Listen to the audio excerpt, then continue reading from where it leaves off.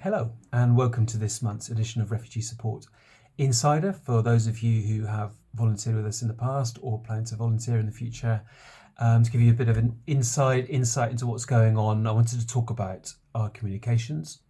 I've just come back from Cyprus, what we're planning to do there, and an invitation to join us in the Lake District. So, communications, we've got a podcast called the Selfish Altruist. We've just done a season of 8 episodes with some people who volunteered with us, really interesting conversations, and we've just done 2 of our second season. And we call it the Selfish Altruist because I think that gets to the heart of the kind of tension that there is when you volunteer, because you're there to help and giving, but also you kind of get a lot back yourself, and so it is in your interest, we think, to volunteer, as well as helping those people that we're there trying to support.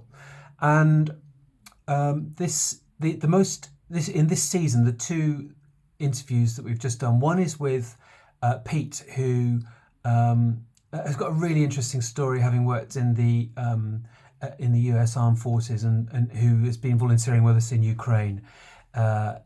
Just a fantastic journey. And then the one we've just done a couple of days ago with Dan, who many of you will know, who was a coordinator in Greece, and then in an attempt to set up an operation on the Turkish border in Greece, but in Greece, purely humanitarian, trying to provide food for those people who'd crossed over, was picked up by the police, and what should have just been a kind of like, you shouldn't be here, ended up being a complicated espionage charge. And that story is very similar to the one that has just come out with Sarah Mardini and Sean Binder and about 20 other NGO workers in Lesbos. Similarly, the case was thrown out, farcical, and part of probably what looks like a state policy of criminalising humanitarians, but another great story. And so I urge you, please, watch those podcasts, subscribe, and tell me what you think. Maybe one of you would like to be interviewed. That would be great as well. Cyprus is still busy.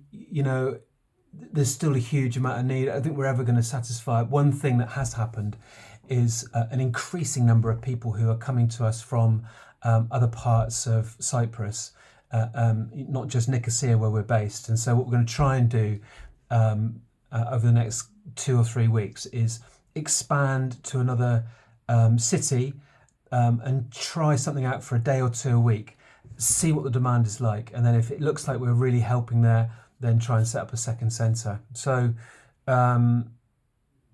Cyprus just doesn't have the same kind of support from other organisations as other countries, and so I think we can. We're already 4 years we've been there now, still doing a great job, and I think that with support we can carry on helping there. Instagram. Are any of you really big on Instagram? I think we've traditionally relied heavily on Facebook. That is diminishing, I think, as a kind of platform that lots of people, people that are interested in us are looking at. It is something that has to be there, but I think Instagram is probably becoming more important, and we've had some brilliant people managing it. Frederica, Bella, Maggie, they've all done a great job, but Maggie's kind of overloaded, and we need to try and find somebody else who can probably dedicate we'd like to do a post a day. I think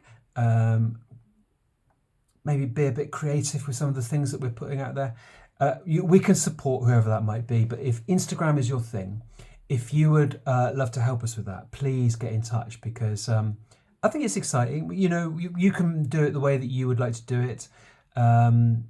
Frederica, Bella, Maggie, they can talk to you about what they think and how they've done it. I'm sure that you'd learn a lot, and excuse me, and they would be able to guide you. So please get in touch. And then final thing is, for the last 3 years, we've had events every year as part of like an ultra marathon running event in the UK. There's an organisation that runs lots of them around the country. There's lots of different options, so you can walk for a day, or 25 kilometres, or 50, or 100. And last year I did a day with B, and we did 50. But Alison was doing the whole 100, and the year before I did the whole 100. It's doable. It's tough, but I mean it's a great experience.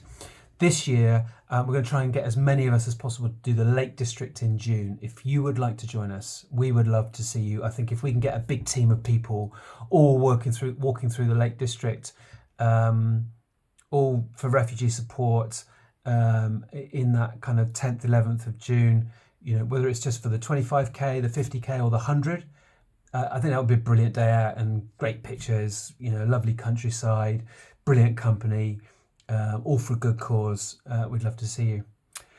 That's this month. Please tell me what you think. Get in touch. I'm always available, and you guys are the family. I love to hear from you. Thanks very much.